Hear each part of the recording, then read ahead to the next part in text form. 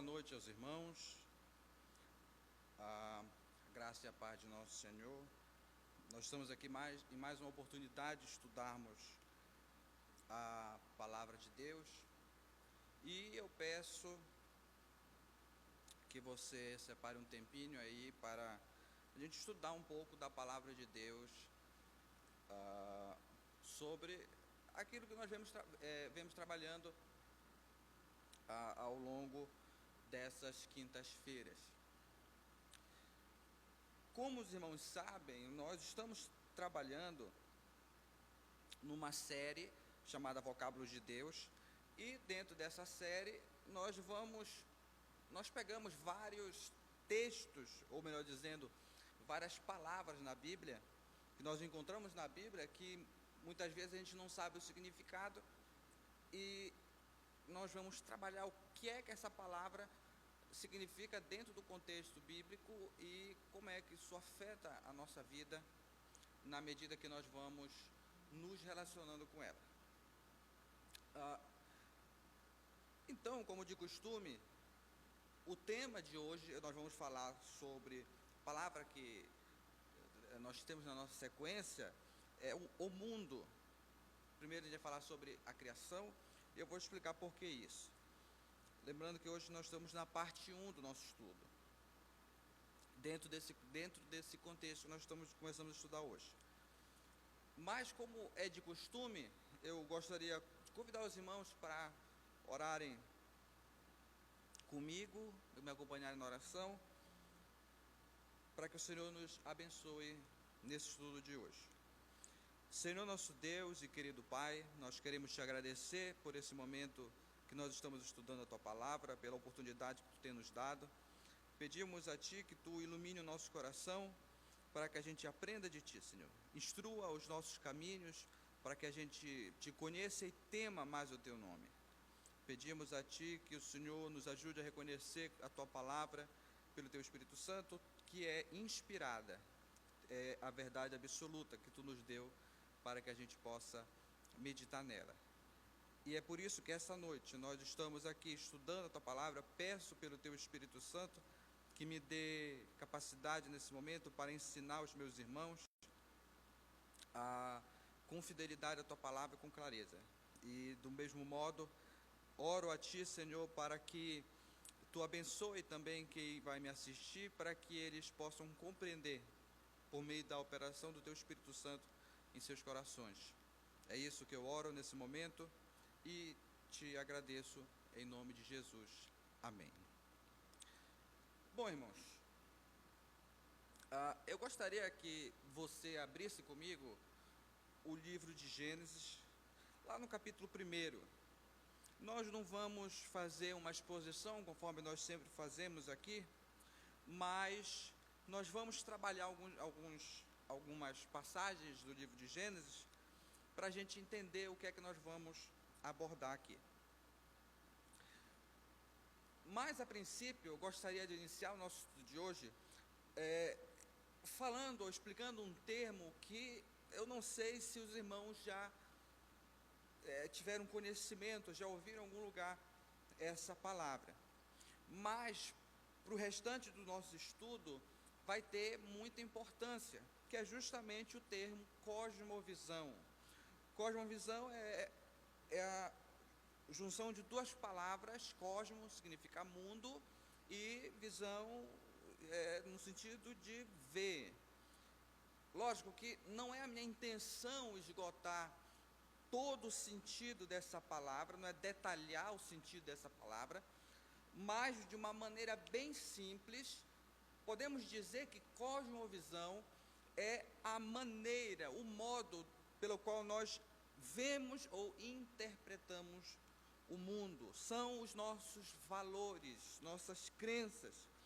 A cosmovisão de uma pessoa, ela influencia profundamente a maneira como ela vai se relacionar com Deus, com o próximo e com o mundo criado.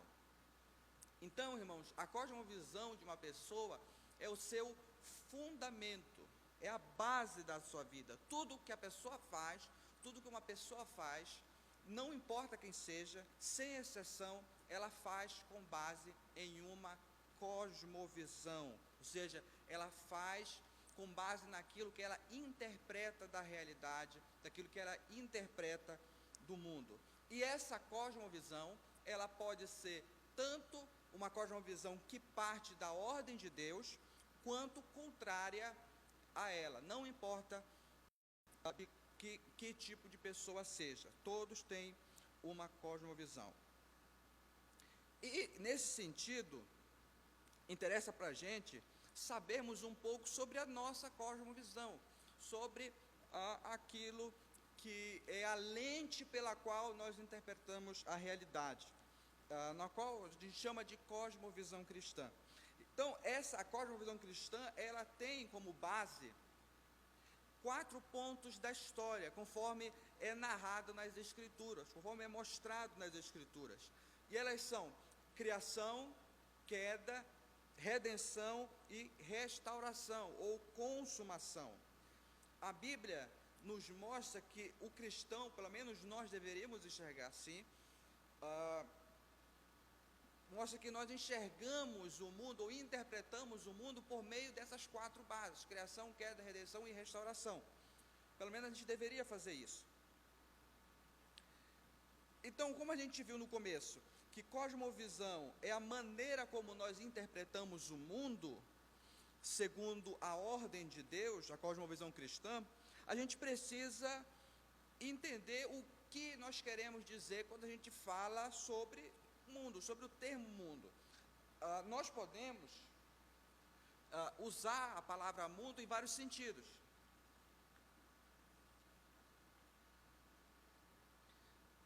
Dentre elas, a gente pode usar, por exemplo, mundo como um conceito geográfico. Então, a gente fala do mundo como o planeta Terra.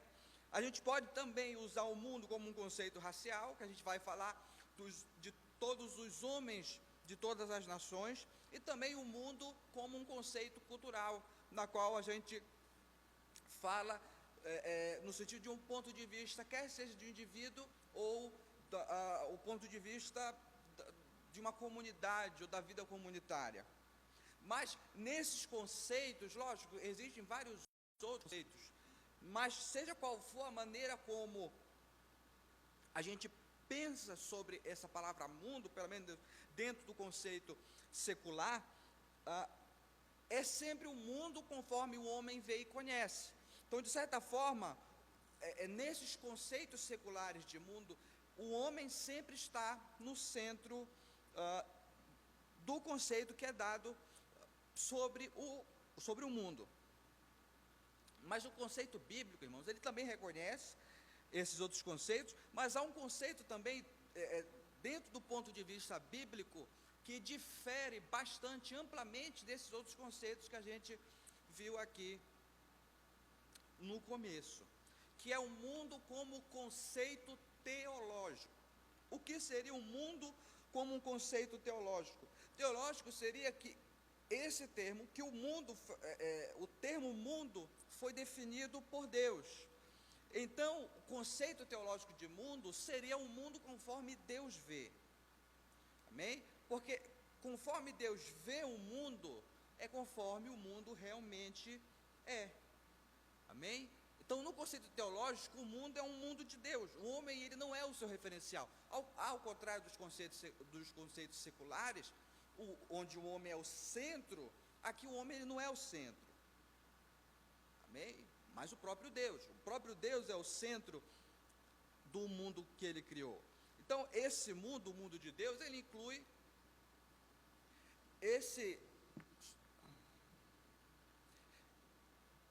o mundo de Deus, ele inclui a noção de, por exemplo, a ordem de todas as coisas que ele criou, que ele possui e governa, apesar dos nossos esforços de rejeitarmos o seu domínio.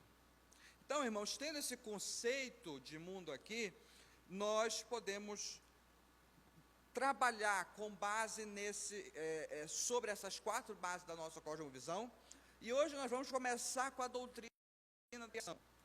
Lembrando, irmãos, que como são 4 bases os próximos estudos serão justamente para trabalhar cada uma delas. Hoje nós vamos começar pela doutrina da criação, depois nós vamos passar para a doutrina da queda, depois para a doutrina da redenção e depois para a doutrina da restauração.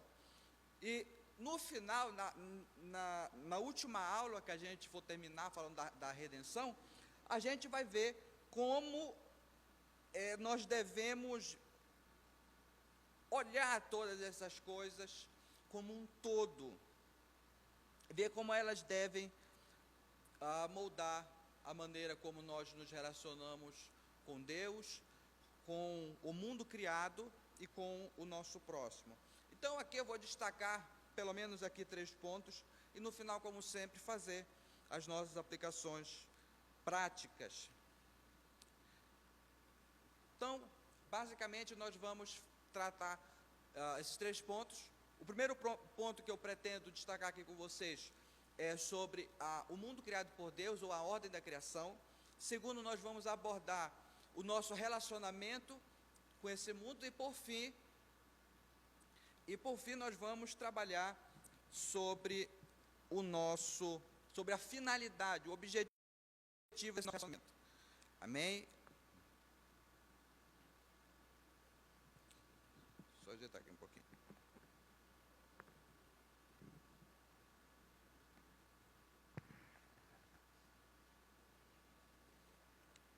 Acredito que assim fique melhor.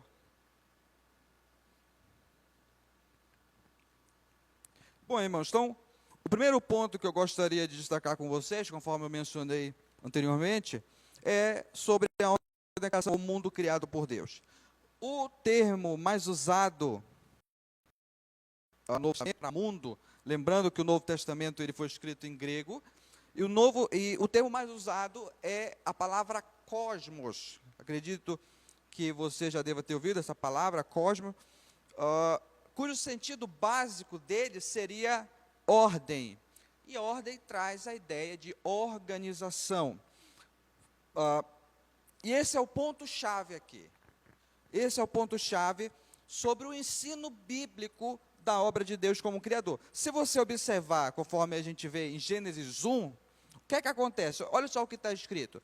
No princípio criou Deus os céus e a terra. A terra era sem forma e vazia, e havia trevas sobre a face do abismo. E o Espírito de Deus pairava sobre a face das águas. Verso 3. E disse Deus, haja.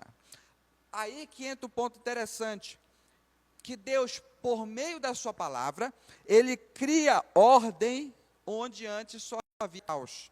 Você consegue compreender? E o restante do capítulo de Gênesis vai mostrar como é que Deus fez isso. Ele separou a porção das águas, ele separou a luz das trevas, ordenou o ritmo dos dias, estabeleceu a duração dos anos, encheu a terra com vegetação, povoou a terra com animais e os seres vivos. Então, a ação criativa de Deus produziu ordem no mundo que ele criou. Então, cada coisa foi mantida no seu devido lugar.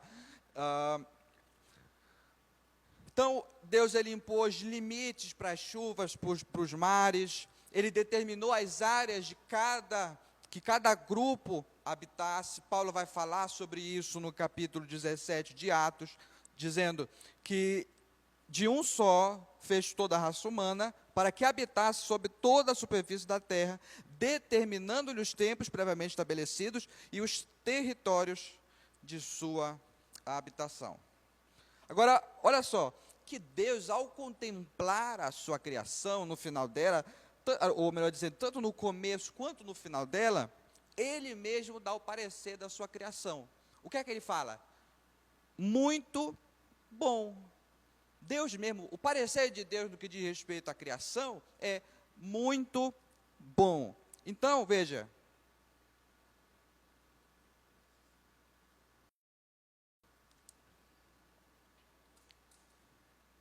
que antes da queda, esse avanço na obra criadora de Deus ia excluindo o caos. Então, irmãos, para a gente entender o propósito da narrativa da criação, não é falar sobre o sistema criado por Deus, não, mas sim do próprio Criador. de sua sabedoria, de sua bondade. É mostrar como que por meio da sua vontade, por meio da sua palavra, ele cria todas as coisas e que isso lhe atribui glória. Amém? E isso lhe atribui glória. Isaías 6, Romanos capítulo 1 vai falar sobre isso, que o poder de Deus se revela por meio das coisas criadas. Amém? Então, esse foi o nosso primeiro ponto, sobre um mundo criado por Deus. O segundo ponto é sobre a nossa relação com esse mundo criado, a nossa relação com a criação. Em outras palavras, como é que nós nos relacionamos com o mundo criado por Deus? E aqui entra um ponto que eu gostaria de destacar com vocês.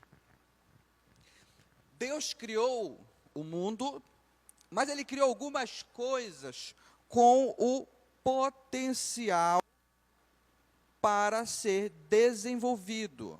Amém? Criou algumas coisas com potencial para ser desenvolvido. E, nesse sentido, Ele criou o homem para que ele descobrisse e desenvolvesse essas coisas que Deus criou. Amém? A fim de mostrar a beleza, a bondade, a justiça, a sabedoria, justamente de Deus que criou todas essas coisas. E aqui entra o propósito para o qual Deus criou o ser humano. O ser humano, se você observar no próprio livro de Gênesis, Deus criou o ser humano para dominar a criação. Esse é o mandato do ser humano, para governar a criação. Olha o que ele diz no verso 28 do capítulo 1. Então Deus abençoou e lhes disse: frutificai e multiplicai-vos, enchei a terra e sujeitai-a, dominai sobre os peixes do mar, sobre as aves do céu e sobre todos os animais que rastejam sobre a terra. Amém? Então, olha só que interessante. Só para a gente entender. Quando Deus ele cria o homem, ele põe o homem dentro de um jardim, para a gente entender essa ideia de domínio. Ele põe o homem dentro de um jardim e dá a ordem para que o homem domine, ou seja, cuide do jardim, cultive o jardim. Isso é o que na teologia a gente chama de mandato cultural. Então, entendemos a nossa relação com o mundo criado, nos dá o nosso propósito original de vida. A gente se pergunta muitas vezes, por que nós viemos a esse mundo? Então, tem a ideia aqui sobre o porquê Deus nos criou, nos ajuda a entendermos um pouco a nossa relação com esse mundo criado. O propósito original da nossa vida. E aqui é o ponto de partida. Ou seja, o que eu sou é baseado em como Deus me criou, em como é baseado na criação, amém? E não nos meus sentimentos, não aquilo que eu acho que eu seja. Não, Deus ele determinou como o ser humano deveria ser ao criá-lo lá no princípio. Então, como eu tinha mencionado antes, desde o princípio Deus encarregou o homem para cuidar do seu jardim. Olha o que diz o capítulo 2 de Gênesis, versos 15, diz assim: e o Senhor Deus tomou o homem e o colocou no jardim do Éden para que o homem cultivasse e guardasse, amém, o seu jardim. Então, esse cuidado que o homem deveria ter no jardim de Deus, ele mostra a tarefa do homem. Ele mostra a tarefa do homem. Então, ele precisaria encarar a criação como a propriedade da qual ele mesmo é mordomo, era um administrador, amém? Era, ou melhor dizendo, na qualidade de jardineiro de Deus, ele deveria cuidar, tinha a responsabilidade de cuidar e cultivar daquele jardim. Amém? Então,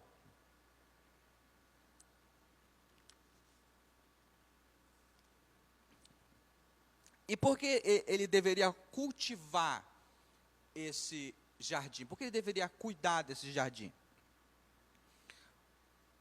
Para a gente entender isso, a gente precisa compreender uma coisa. O mundo criado por Deus, lá no princípio, ele tem estrutura e direção. Amém? O que isso quer dizer? Que a criação, ela tem, lógico, na estrutura da criação, algumas partes, elas não podem ser desenvolvidas. Deus já estabeleceu como regras, por exemplo, as leis da gravidade. Então, são coisas assim que não podem ser desenvolvidas. Foi estabelecido, a gente age com base nelas. Mas só que existem coisas na estrutura da criação que têm o potencial de ser desenvolvida. E o que faz, olha só, aqui é um ponto importante, que o que faz parte da estrutura da criação é necessariamente boa. Amém? É necessariamente boa. Ela é boa, ela é bom. Mas só que olha só, o que foi afetado pela queda não foi a estrutura. Sobre a queda a gente vai estudar no próximo encontro. Mas foi a direção que nós damos à criação, a estrutura, a maneira como a gente desenvolve a criação. Isso foi afetado, a direção. Mas, para a gente entender como o ser humano, lá no começo, se relacionava com a criação, e como ele desenvolveu essas potencialidades da criação, como ele foi desenvolvendo as potencialidades da criação, eu vou citar aqui alguns exemplos bíblicos para a gente entender, amém? Para a gente compreender um pouco sobre esse relacionamento com o mundo criado. Se você ler comigo em Gênesis capítulo 2, versos 19 a 20, diz assim: E o Senhor Deus formou da terra todos os animais do campo e todas as aves do céu e os trouxe ao homem, para ver como lhe chamaria. E o nome que o homem desse a cada ser vivo, esse seria o nome deles. Assim o homem deu nomes a todo gado, às aves do céu, e a todos os animais do campo. Vamos ler só até aí. O que é que acontece aqui? Deus ele ordenou que o homem nomeasse os animais. Deus ele fez com que o homem analisasse cada ser vivo e fizesse taxonomia. Amém? Taxonomia é o ramo da biologia que classifica os seres vivos. Então, qual era o trabalho de Adão aqui? Era justamente dizer de qual espécie determinado ser vivo pertencia. Amém? Um pouco mais à frente, se você vê em Gênesis capítulo 4, verso 20, nós lemos sobre Jabal. Olha só. Ada deu à luz Jabal. Este foi o pai dos que habitam em tendas e possuem gados. O que é que a gente vê aqui? O desenvolvimento da pecuária. Jabal era o pai de todos os que cuidam de gado ou possuem gado. Logo, um verso depois, nós lemos sobre Tubal-Caim. Amém? O nome do seu irmão era Tubal. Este foi o pai de todos os que tocam harpa e flauta. Amém?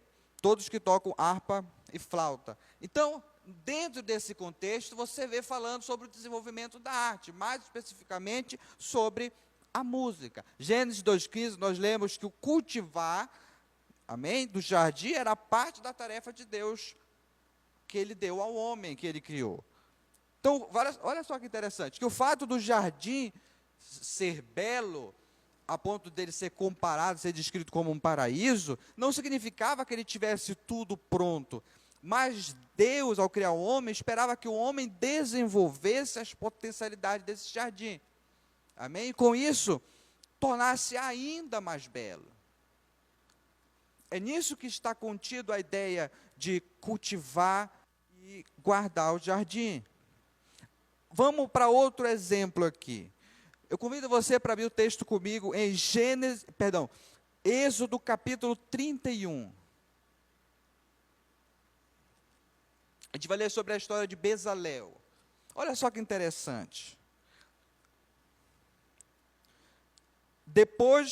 Verso 1: Depois dessas coisas, o Senhor disse a Moisés: Eu designei Bezalel, filho de Uri, filho de U, da tribo de Judá, e o enchi do Espírito Santo, dando-lhe sabedoria, entendimento e habilidade em toda atividade artísticas, para criar obras artísticas e trabalhar em ouro, prata e bronze, para pedras, engarte, fazer entalhe, madeira, enfim, para trabalhar em toda atividade artística. Olha só que interessante aqui.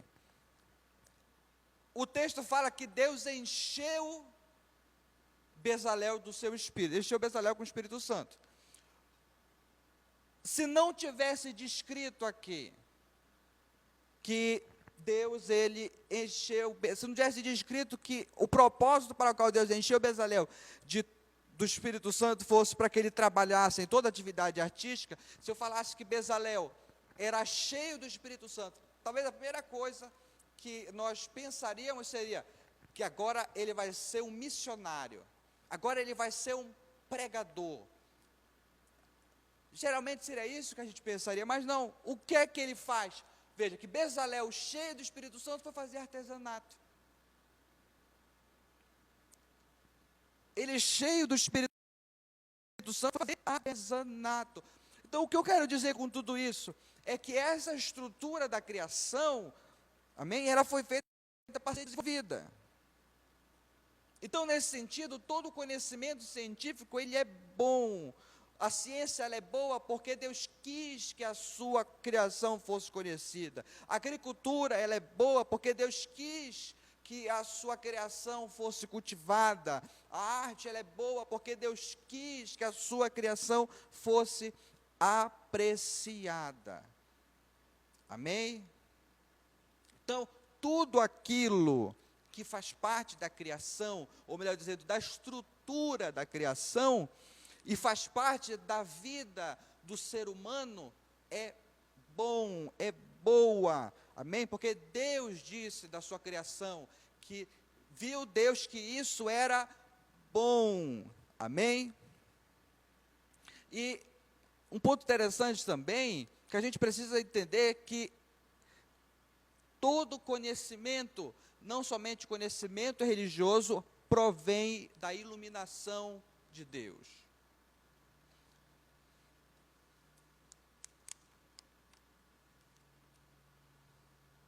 Ele provém da iluminação de Deus. O que eu quero dizer com isso? Sempre, por exemplo, sempre que alguém descobre ou aprende algo, seja como funciona uma determinada substância, um determinado elemento químico, para a produção de determinado remédio, ou como que cuida de uma horta, por exemplo, é Deus revelando como a criação funciona. Mas só que, irmãos, olha só, que o homem no seu estado caído, ele não reconhece a Deus. O homem sem Deus, ele não reconhece o próprio Deus nessas coisas que ele descobre. Ele acha que ele descobriu sozinho. Então ele esquece, por causa do seu orgulho, ele rejeita o Criador, ele rejeita a Deus e não se submete a Ele, que lhe revelou todas essas coisas. Um exemplo aqui eu gostaria de mostrar para vocês, que está no livro de Isaías, Isaías capítulo 28.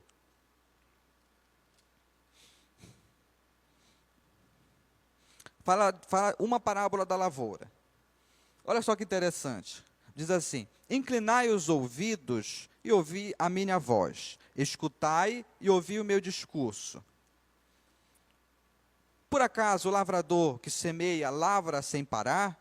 Fica cavando e gradeando a terra? Não é assim. Depois de nivelar a superfície, ele espalha o endro, semeia o comínio, lança a trigueiras, a cevada no lugar determinado e a espelta na margem. Pois o seu Deus o instrui como devia, e lhe ensina. Aí ele prossegue: porque o endro não se trilha com o instrumento de trilhar, nem sobre o comínio passa a roda de carro, mas o endro é debulhado com uma vara e o comínio com um pau. Por acaso o trigo é esmiuçado? Não. Não se trilha todo o tempo, nem se tritura todas com as rodas do seu carro, e os seus cavalos não esmiuçam. E isso procede do Senhor dos Exércitos, que é maravilhoso em conselho e grande sabedoria. Você consegue compreender esse texto? Lógico, aqui a ideia, irmãos, não é que Deus aparecesse ao agricultor lá e falasse com ele pessoalmente como é que aquilo funcionava. Não, mas toda vez que alguém descobre algo novo na criação, descobre como desenvolver, é como se Deus estivesse ensinando. Amém? Toda vez que se descobre algo, alguma potencialidade, como se usar determinada coisa, é Deus ensinando como é que a criação funciona. Amém? Então, basicamente, a gente entende qual é a nossa relação com o mundo criado por Deus, que é justamente desenvolver ela. E o nosso terceiro e último ponto, que segue essa sequência que a gente está trabalhando, é sobre a finalidade da criação e do nosso relacionamento com ela. Para a gente entender, irmãos, que a criação, ela funciona como um sinal de trânsito.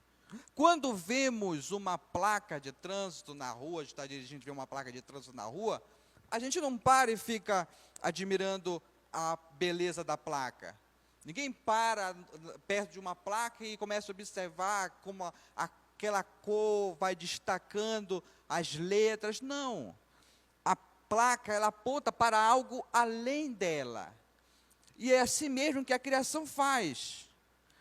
A criação, ela não aponta para si mesma, mas para a beleza do Criador. Então, toda vez que a gente se relaciona com a criação, que a gente observa a criação, por meio da nossa tarefa de desenvolver ela, isso não nos conduz ao Criador, a gente perde o propósito dela, que é justamente de apontar para o Criador.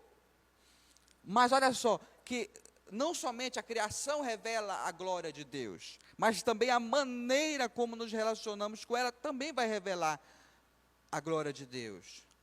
E olha só que interessante aqui. Como é que a gente glorifica a Deus no mundo que Ele criou? É cumprindo o trabalho para o qual nós fomos criados. Amém? E qual é o trabalho para o qual nós fomos criados? Gênesis capítulo 1, verso 8, fala: dominarmos a criação. Amém? Dominarmos a criação. Foi para isso que Deus, dentro dos outros propósitos, foi para isso que Deus nos criou, para a gente dominar a criação. E como é que nós fazemos isso?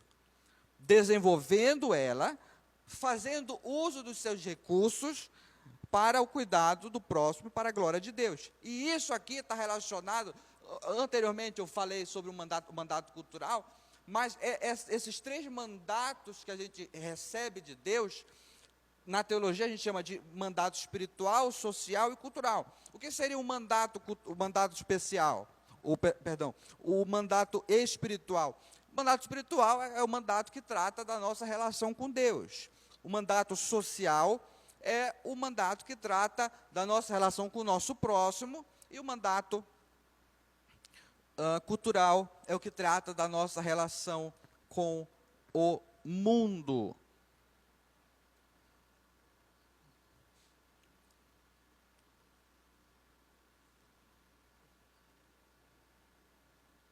Então, isso de uma maneira bem simples, a gente entende o propósito final do mundo e da nossa relação com ele. Preste atenção.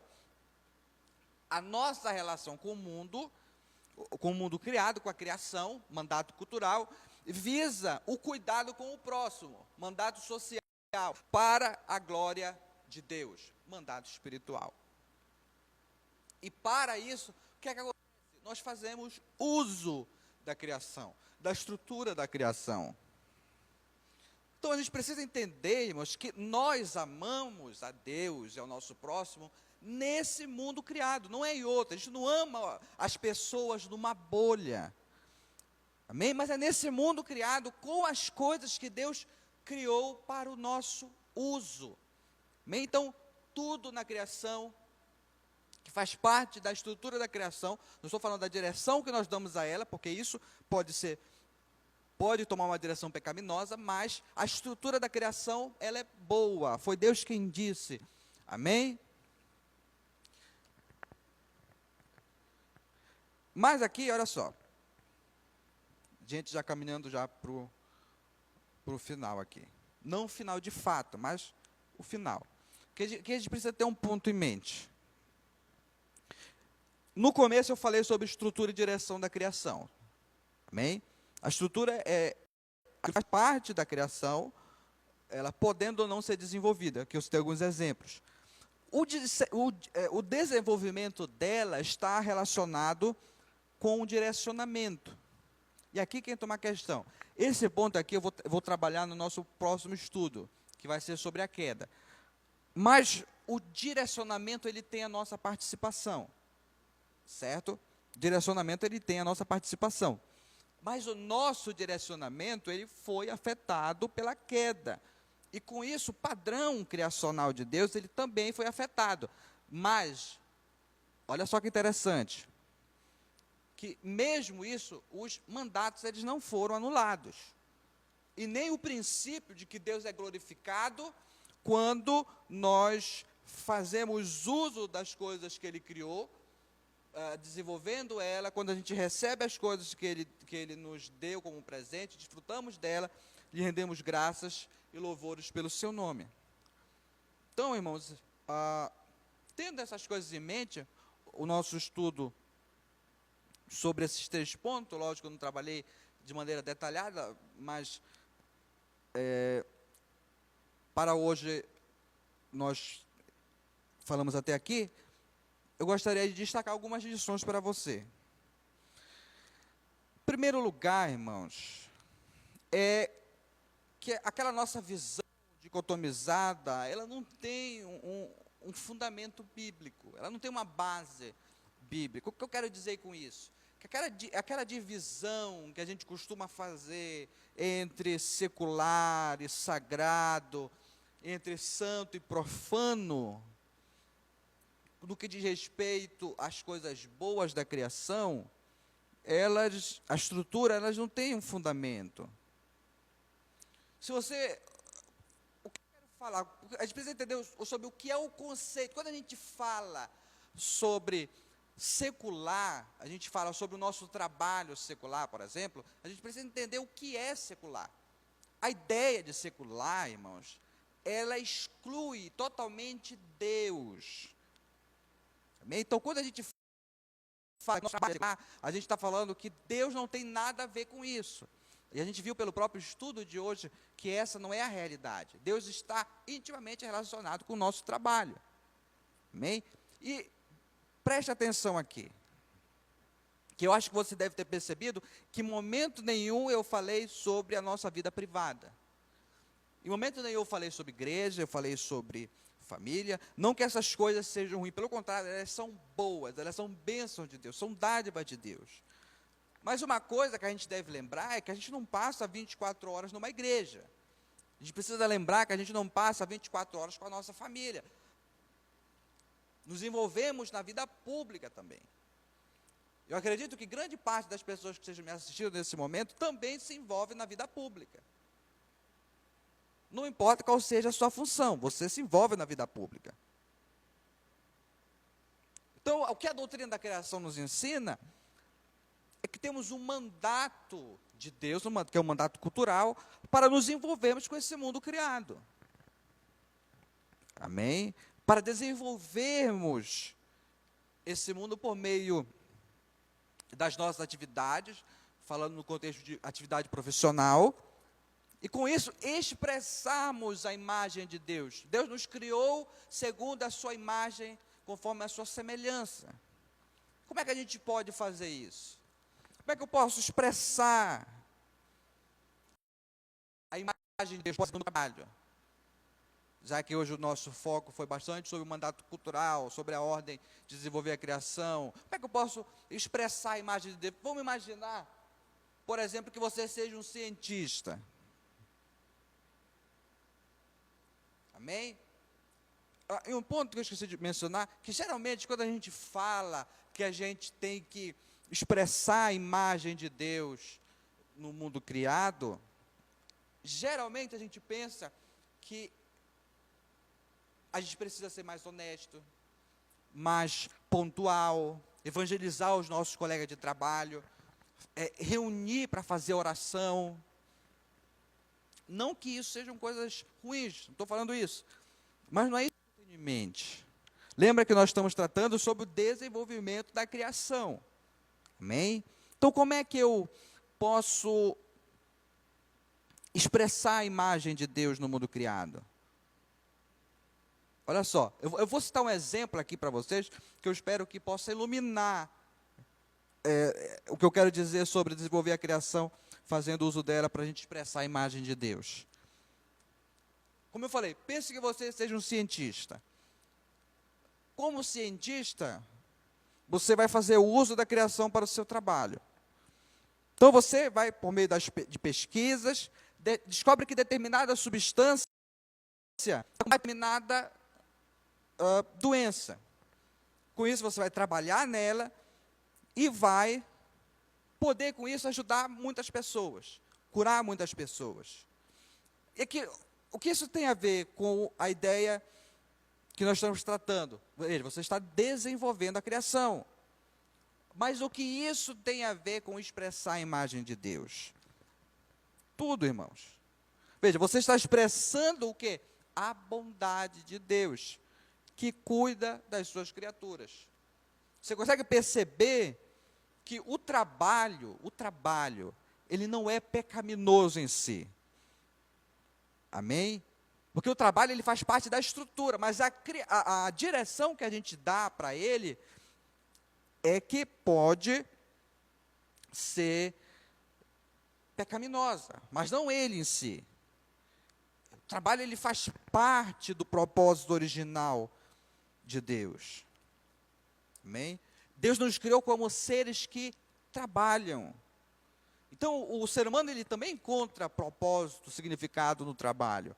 Mas é lógico que por causa da queda, o nosso trabalho, ele também foi afetado. Por essa razão que isso nos leva, em muitos casos, à idolatria do trabalho.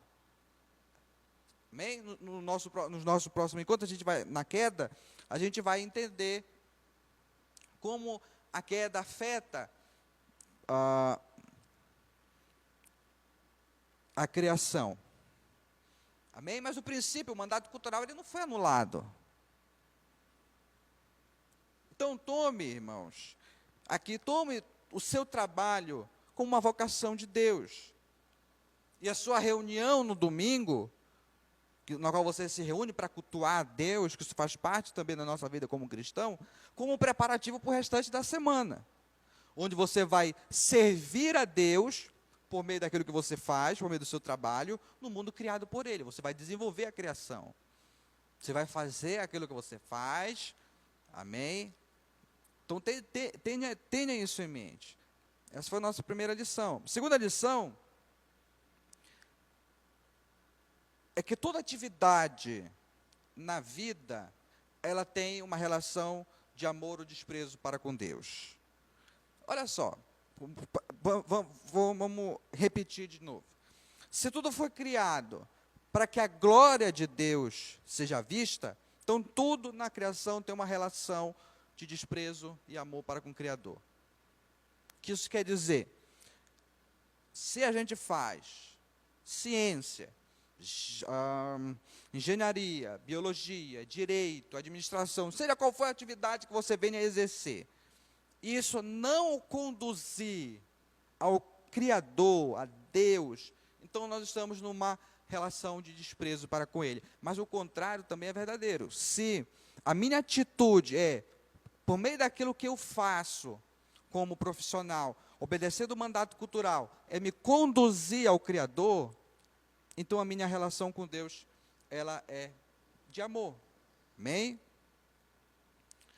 Em terceiro lugar, a terceira lição, é que nós devemos ver o nosso trabalho como um chamado de Deus.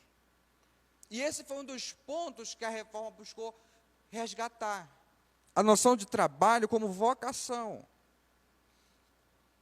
A maioria de nós, irmãos, tem aquela ideia de que o trabalho aceito por Deus é aquele que vamos botar assim, o trabalho reconhecido por Deus, aquele que Deus mais reconhece.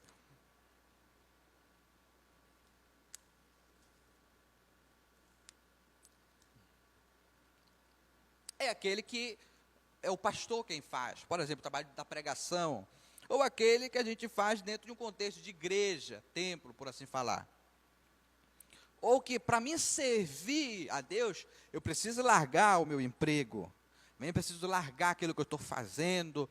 Por isso que tem muita gente, não estou falando também que Cristo não possa nos chamar para abdicar de coisas, lembra que eu estou falando de coisas boas, de coisas lícitas, amém? Possa nos abdicar para determinado propósito. Amém? Cristo ele pode fazer isso. Lembrando que a gente não vai estar abrindo mão de coisas pecaminosas, mas sim de coisas que fazem parte da criação. Amém? Cristo ele pode fazer isso. Mas só que tem muita gente que tem essa concepção de que para servir a Deus, ela precisa largar o seu emprego, largar aquilo que está fazendo para poder se dedicar a uma obra da igreja, uma obra missionária. Então, a gente sempre vê o nosso trabalho como um mal necessário. A gente vê, porque muitas pessoas, muitos cristãos, assim, vamos falar, como ele está falando de cosmovisão cristã, não tem prazer numa segunda-feira. Geralmente, quando chega final de semana, vai acabar, pensa assim, nossa, vai começar a segunda-feira, lá vai tudo de novo. E a gente pensa... E essa mentalidade é a mentalidade que o mundo pensa assim também. Ter o prazer, por exemplo, na sexta-feira, é assim que o mundo pensa. Então a gente acaba pensando conforme o mundo. Amém? E Paulo vai falar que a gente não deve se conformar ao padrão desse século. Então o nosso trabalho, ele não é o mal necessário. O trabalho que a gente realiza, levando em conta os princípios que Deus estabeleceu, ele é tão aceito por Deus quanto o trabalho de um pastor e quanto aquele que você realiza dentro do contexto de igreja. Contexto que fala igreja, contexto do templo, assim. Ele é tão reconhecido por Deus. Você quer ver como a gente é afetado por essa visão dividida entre aquilo que eu faço dentro da igreja é sagrado, aquilo que eu faço fora é um mal necessário, é profano.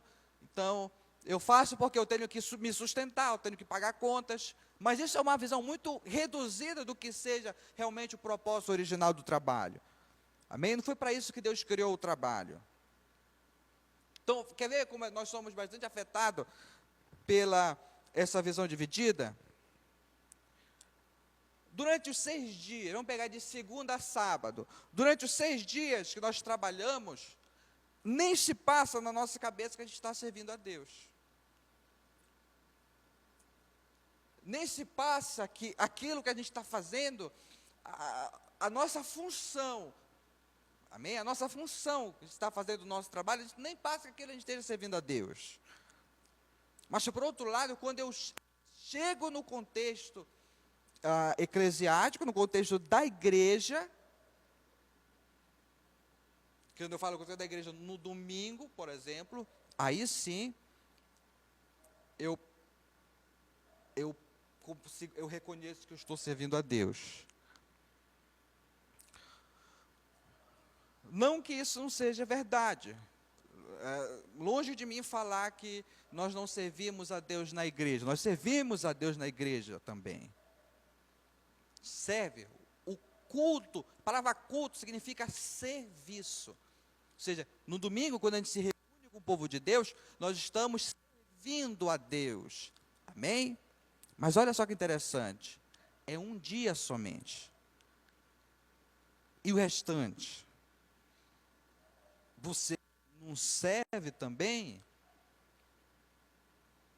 Então, por que é importante a gente ver o nosso trabalho, aquilo que nós fazemos, a nossa relação com o mundo criado, ou a nossa relação com o mandato cultural, por que a gente deve ver isso como uma vocação de Deus? Porque se eu perco de vista o propósito original do trabalho, e eu começo a ver o meu trabalho como mundano, como secular, eu vou perder de vista que estou no trabalho para servir.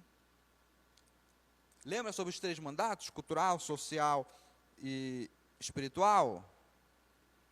Isso tem tudo a ver com Deus. Então, a gente precisa ter essa mentalidade, que não importa o que a gente faça, quer seja aquele trabalho que você considera como chato, aquele que você não quer fazer, amém? Se nós fomos vocacionados por Deus, nós estamos nele para servir o nosso próximo, por meio do nosso trabalho, para a sua glória. Amém? Então, a gente precisa ver o nosso trabalho.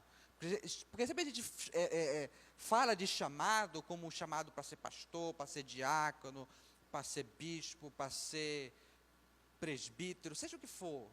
Mas a gente não vê aquilo que a gente faz com as nossas mãos, o nosso trabalho, o mandato cultural que Deus nos dê como um chamado. Deus, ele nos chamou para isso.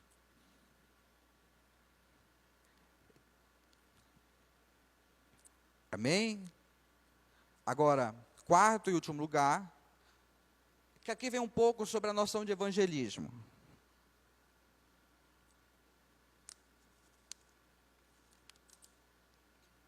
O cristianismo não começa com a ordem para aceitar Cristo. O cristianismo, ele começa no princípio criou Deus. É lá que começa o cristianismo. Somente a partir daí, a partir da doutrina da criação, que a gente consegue explicar a causa original de toda a perdição da humanidade, de toda a tragédia, e a resposta de Cristo, ou melhor dizendo, a resposta a isso, a da perdição, por meio da morte de Cristo. Então a redenção, ela começa lá no princípio. Então o nosso evangelismo, a gente deveria começar com a doutrina da criação, com a narrativa da criação, explicando como é que nós estamos nessa situação e por que nós precisamos de Cristo. Então a gente vê que a doutrina da criação não é ensino somente para dar em escola bíblica dominical. Amém?